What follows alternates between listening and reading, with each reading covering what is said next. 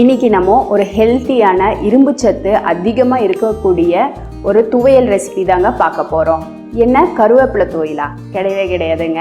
நமக்கு ஈஸியாக கிடைக்கக்கூடிய சுண்டைக்காயை வச்சு தாங்க துவையல் பண்ண போகிறோம். அதுவும் பச்சை சுண்டைக்காயை வச்சு தான் துவையல் பண்ண போகிறோம். பொதுவாக சுண்டைக்காய்னு சொன்னாலே கசப்புங்கிறதுனால யாருமே அதிகமாக செய்ய மாட்டாங்க. அதுவும் பார்த்திங்கன்னா பச்சையாக இருந்தால் அது பக்கமே போக மாட்டாங்க. அதுவே காய வச்சுருந்தா அதில் புளிக்குழம்பு வைக்கலாம், மோர் குழம்பு வைக்கலான்னு அது மாதிரி தேடி போவாங்க, நிறைய உப்பு போட்டு. அது மாதிரி இல்லாமல் இது போல் ஃப்ரெஷ்ஷாக எடுத்து நம்ம துவையல் அரைச்சோன்னு வச்சுக்கோங்களேன், உடம்புக்கு ரொம்பவே நல்லது. கசப்பே இல்லாமல் எவ்வளோ டேஸ்டியான துவையல் இப்படி பண்ணுறதுன்னு பார்க்கலாங்க. Welcome to R channel cook with Suji.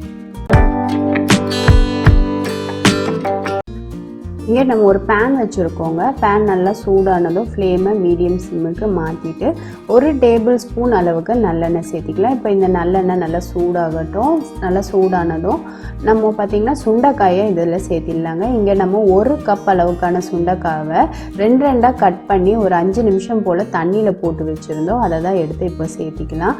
எதுக்காக தண்ணியில் போடுறோன்னு பார்த்திங்கன்னா, நம்ம அந்த கசப்பு கொஞ்சம் கம்மி பண்ணுறதுக்காக இது போல் தண்ணியில் போட்டு எடுக்கிறோம். இல்லை நீங்கள் பிஞ்சு சுண்டைக்காவாக இருந்ததுன்னா இது போல் கட் பண்ணிலாம் சேர்க்கணுன்னு அவசியம் கிடையாது, நீங்கள் அப்படியே சேர்த்திக்கலாம். இப்போ இந்த சுண்டைக்காவை பார்த்திங்கன்னா நம்ம எண்ணெயில் நல்லா வதக்கி கொடுத்துர்லாங்க. நீங்கள் நார்மல் எண்ணெய் யூஸ் பண்ணுறதா இருந்தால் யூஸ் பண்ணிக்கோங்க. இப்போ இந்த எண்ணெயிலே சுண்டைக்காய் பார்த்திங்கன்னா இந்த அளவுக்கு நல்லா குக்காகி வந்திருக்கு. நல்லா சாஃப்டாக குக்காகிருக்கு பாருங்கள், இந்த அளவுக்கு சாஃப்டாக குக்காகிருக்கு. இப்போ இதை நம்ம ஒரு பவுலுக்கு நம்ம மாற்றிக்கலாங்க. இப்போது பார்த்திங்கன்னா இந்த சுண்டைக்காய் மட்டும் இல்லாமல் நீங்கள் பாவக்காய் இருந்தால் கூட இது போல் நல்லெண்ணெயில் வதக்கும் போது நமக்கு அந்த கசப்பு காரல் கொஞ்சம் கம்மி பண்ணும். அதுக்காக தான் நம்ம நல்லெண்ணெயில் வதக்கிறது. இப்போ அந்த எண்ணெயிலேயே நம்ம ஒரு 1/4 கப் அளவுக்கு உளுத்தம் பருப்பு, அதாவது முழு உளுத்தம் பருப்பு எடுத்துருக்கோம். இதையும் நம்ம வறுத்துக்கலாம். ஒரு லைட்டாக பொன்னிறம் ஆற வரைக்கும் வறுத்து எடுத்துக்கலாம். இதுலேயே நீங்கள் தோல் இருக்கிற உளுத்தம் பருப்பு சேர்க்குறதா இருந்தாலும் சேர்த்திக்கலாம். நம்ம இந்த இட்லிக்கெல்லாம் அரைப்போம் இல்லைங்களா, உடச்ச உளுத்தம் பருப்பு தோலோட, அதுவும் நல்லா ஃப்ளேவர்ஃபுல்லாக தான் இருக்கும். நீங்கள் அதுவும் சேர்க்குறதாலும் சேர்த்திக்கலாம். இப்போ பார்த்திங்கன்னா இது லைட்டாக நிறம் மாற ஆரம்பிக்குது.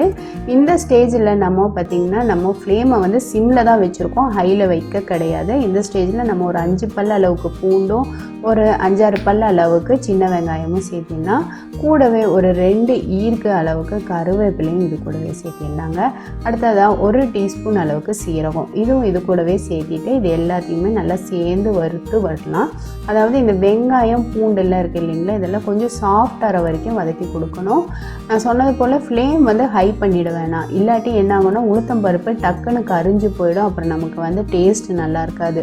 பொதுவாகவே இந்த துவையலுக்கெல்லாம் இந்த கடலைப்பருப்பு, உளுத்தம் பருப்பு இது எல்லாமே லைட் ப்ரௌன் ஆனால் போதும், ரொம்ப கருக்க விட்டுறக்கூடாது. அடுத்ததாக நம்ம இதோட ஒரு 2 சில்லு அளவுக்கு தேங்காவை ஸ்லைஸ் பண்ணி சேர்த்திக்கலாங்க. இல்லை நீங்கள் துருவிய தேங்காவை சேர்க்குறதா இருந்தது அப்படின்னா 1/4 கப் அளவுக்கு மட்டும் நீங்கள் தேங்காவை சேர்த்திக்கோங்க. நான் இன்றைக்கி சில்லாக எடுத்துருக்கனால ஒரு 2 சில்லு அளவுக்கு எடுத்திருக்கேன். இப்போ இதை நல்லா பொடியை கட் பண்ணி இதுவும் இதோடவே சேர்த்திடலாம். கூடவே காரத்துக்கு வரமிளகாய் பார்த்திங்கன்னா நான் ஒரு 4 மிளகாய் எடுத்திருக்கேன். எங்கள் வீட்டில் கொஞ்சம் காரம் அதிகமாக விரும்புவாங்க. நீங்கள் உங்கள் வீட்டில் எந்த அளவுக்கு காரம் சேர்ப்பீங்க அதுக்கு தகுந்த போல் மிளகாவை சேர்த்திக்கோங்க. ஏன்னா ஒரு சில மிளகாய் பார்த்திங்கன்னா உங்களுக்கு காரம் அதிகமாக இருக்கும், ஒரு சிலது காரம் கம்மியாக இருக்கும். அதனால் அதுக்கு உங்கள் வீட்டுக்கு எந்த அளவுக்கு சேர்ப்பீங்களோ அந்தளவுக்கு சேர்த்திக்கோங்க. இதோட சின்னதாக புளியும் சேர்த்திக்கோங்க. இந்த புளியோட டேங்கினஸோடு சாப்பிட்றதுக்கு ரொம்பவே சூப்பராக இருக்கும். அதனால சின்னதாக மட்டும் புளி, ரொம்ப அதிகமாக தேவைப்படாது. அடுத்ததாக இதுக்கு தேவையான அளவு உப்பும் இப்போவே இது கூடவே சேர்த்திடலாங்க. நான் இன்றைக்கி உப்பு பார்த்திங்கன்னா கொஞ்சம் அளவாக தான் சேர்த்திருக்கேன். எங்கள் வீட்டில் உப்பு கொஞ்சம் கம்மியாக யூஸ் பண்ணுவோம். அதனால் இந்த அளவு உப்பு போதுமானலாம் நினைக்க வேணாம், உப்பு கரெக்டாக தான் இருக்கும். பொதுவாகவே உப்பு எங்கள் வீட்டில் லிமிட்டடாக தான் யூஸ் பண்ணுவோம். அடுத்ததாக இந்த வரமிளகாய், தேங்காய் இது எல்லாமே நல்லா வதக்கி கொடுத்துடலாம். இப்போ பார்த்திங்கன்னா நான் ஃப்ளேமை ஆஃப் பண்ணிட்டேங்க. இது கேஸ்டிக் அயனுங்கிறதுனால அது சூடு மெயின்டைன் ஆகிட்டுருக்கு. அதனால் நான் ஃப்ளேமை ஆஃப் பண்ணிட்டேன். அதுவும் இல்லாமல் தேங்காயெலாம் நல்லா வதங்கிடுச்சு. இப்போ இது கொஞ்சம் ஆறின போல் நம்ம இது போல் பரப்பி விட்டுட்டோன்னா கொஞ்சம் ஆறிடும்.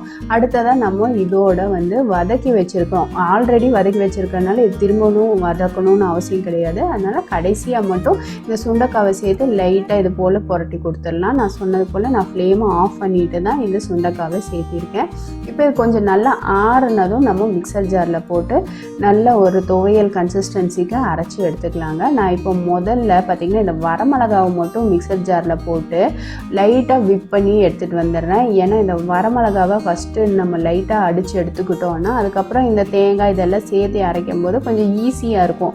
இல்லாட்டி திடீர்னு அந்த வரமிளகா அடிப்படாமல் அங்கேயும் இங்கேயும் அலைஞ்சிட்டே இருக்கும். அதனால் இது போல் லைட்டாக பருப்புன்னு அடித்து விட்டுட்டு அடுத்ததாக நம்ம இங்கே வதக்கி வச்சுருக்கேன். இப்போ இந்த சுண்டைக்காய், தேங்காய், இந்த புளி இதெல்லாம் இருக்குது இல்லைங்களா, இது எல்லாத்தையும் சேர்த்து லைட்டாக தண்ணி தெளித்து அரைச்சிக்கலாங்க. இதை நீங்கள் அம்மியில் அரைக்கிறதா இருந்தால் இன்னும் கூட ரொம்ப டேஸ்ட்டாக இருக்கும், ரொம்ப நேரம் நல்லாவும் இருக்கும். பார்த்திங்கன்னா சூப்பர் டேஸ்டியான சுண்டைக்காய் துவையல் ரெடி ஆகிடுச்சு. இது பார்த்திங்கன்னா இட்லி தோசையோடு வச்சு சாப்பிட்றதுக்கு, சாதத்தோடு வச்சு சாப்பிட்றதுக்கும் ரொம்பவே சூப்பராக இருக்குங்க. நம்ம செய்த இந்த சிம்பிளான சுண்டைக்காய் துவையல் ரெசிபி உங்களுக்கு பிடிச்சிருந்தால் லைக் பண்ணுங்கள், ஷேர் பண்ணுங்கள். மறக்காமல் குக் வித் சுஜியை சப்போர்ட் பண்ணுங்கள் ஃப்ரெண்ட்ஸ். பெல் ஐக்கானோட ஆளுங்கிற ஆப்ஷனும் கிளிக் பண்ண மறந்துடாதீங்க.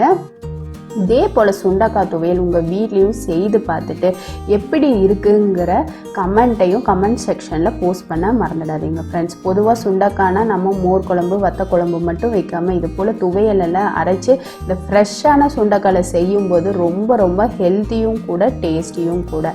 இது வரைக்கும் நம்ம வீடியோவை கொஞ்சம் பொறுமையாக பார்த்ததுக்கு ரொம்ப ரொம்ப நன்றி ஃப்ரெண்ட்ஸ். தேங்க்யூ.